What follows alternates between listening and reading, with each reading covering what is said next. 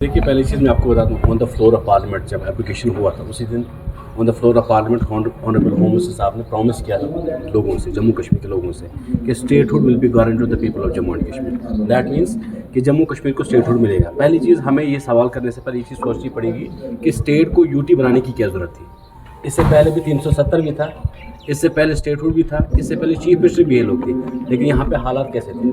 आज देखिए अब यूटी है, हालात कैसे हैं। अब खुद इसका कंपेयर करें इन चीज़ों को कि how things got changed after abrogation part of 370। अगर हम बात कर ले, आपने कहा कि जम्मू कश्मीर में यूटी बनने के बाद अभी जो है प्रेजेंट, मैं आपको बताता हूँ, प्रेजेंट टाइम में एलजी साहब के पास सिर्फ होम डिपार्टमेंट, बाकी जितने भी डिपार्टमेंट्स हैं, जीडी डिपार्टमेंट, जितने भी department, that lies with the CM.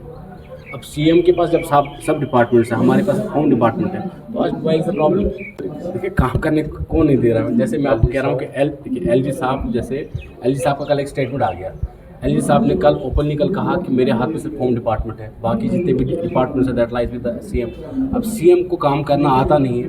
अब सीएम जो है अपना पैसा जितना भी खर्च कर रहा है वो अपनी गाड़ियों पे कर रहा है, अपनी लग्जरी क्लास जो लाइफ स्टाइल है उन पे खर्च कर रहा है।